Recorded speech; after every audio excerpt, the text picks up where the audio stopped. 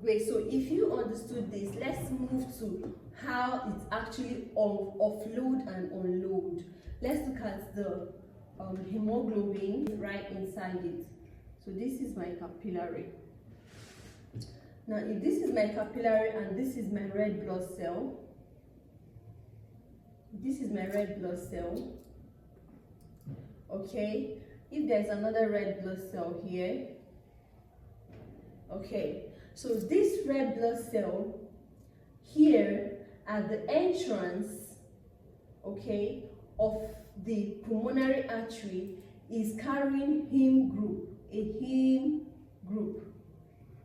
Now this heme group contains iron. Iron containing a 2+ iron containing heme group. A 2+ iron containing heme group. Now, it is at this place that oxygen binds. Oxygen binds here. But because this blood coming in here is deoxygenated, you don't have much oxygen bound to this particular hemoglobin. It can just be just one oxygen bound there. Okay? So, one oxygen bound here in this particular hemoglobin. Now, this is the heme group. Now, attached to the heme group is a 2-alpha. So attached to this heme group is a 2-alpha, and 2 beta, globin chains. 2-alpha and 2 beta globin chains. Okay? Now, this 2-alpha and 2 beta globin chains, binds to CO2. So 20% of the CO2 that is in the blood binds to the globin chains, okay, binds to the globin chains. 70%, so we have 20% of this binding to this. Then 70% binds, 70% of the CO2 that is remaining exists in form of what? Bicarbonate, HCO3 minus. Okay, so this CO2 exists in this form, 70%. Okay, now the remaining 10% just dissolve in this plasma.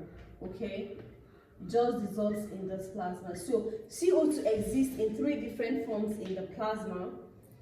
Dissolved form, the one existing as bicarbonates. Okay, when water mixes, when CO2 combines with water, it forms this. Okay, so this also can go through a reaction, a reversible reaction catalyzed by an enzyme called carbonic anhydrase, Ca. It can go through this reaction to form carbonic acid, that's H2CO3. Okay, to form carbonic acid when it reacts with what? Proton.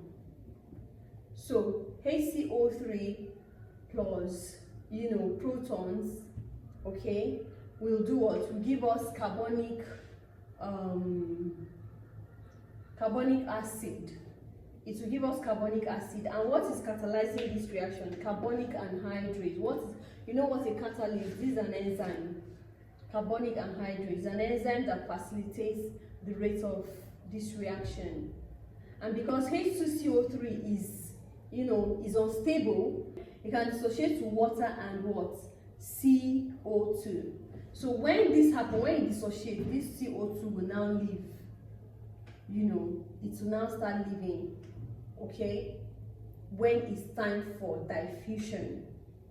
These ones, of course, that are existing here freely will what? Offload.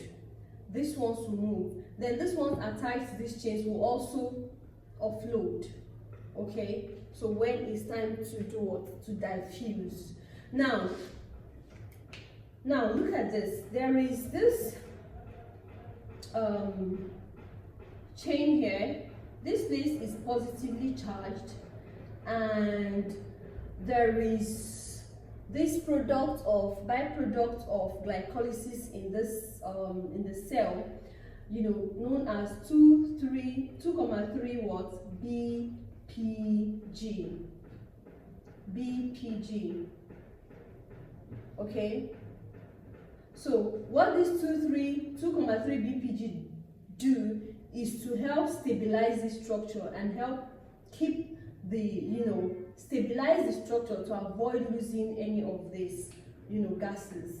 So it stabilizes this structure. That's what this 2,3 BPG do. So this actual hemoglobin in this state that is bound with a lot of CO2 and few oxygen is known as the T state hemoglobin. So you call it what? You call this what? You call it what? This hemoglobin, this hemoglobin here that is bound to a lot of CO2 but few oxygen coming from the tissues, you know. So it's called the T state. T means tensed. So this is the T state hemoglobin, and this T state hemoglobin, or you call it the deoxyhemoglobin, this T state hemoglobin has high affinity. Affinity means attraction.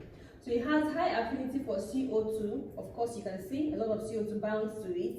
It has high affinity for CO2. It has low affinity for oxygen. It has high affinity for 2,3 BPG. Okay, and it has high affinity for protons. Okay, now right over here we have this.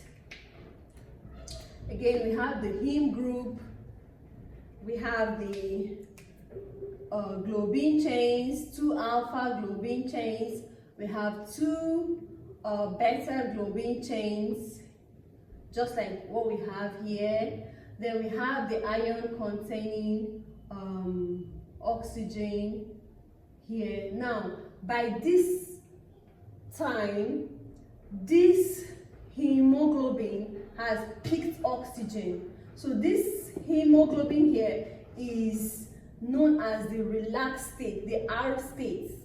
Okay, the R state hemoglobin, because at this point it has peaked R state. It has what? Peaked a lot of oxygen. So this R state hemoglobin has high affinity for oxygen,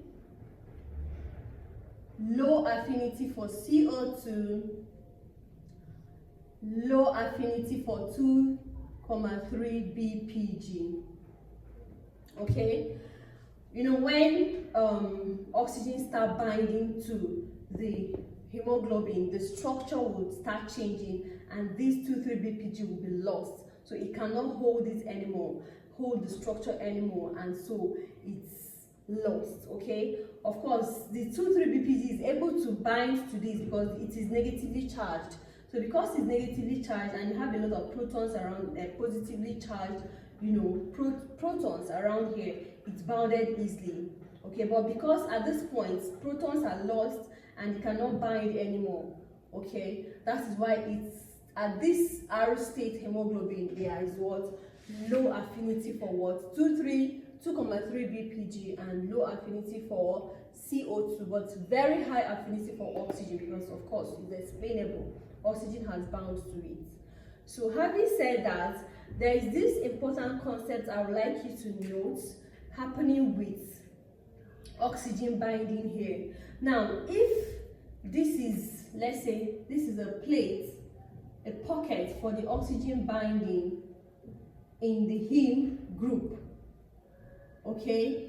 Now, what happens is that when this is an oxygen that is bound there already, coming from this, just this one oxygen bound here. Now, when another oxygen binds, it's actually very difficult at the first time, okay?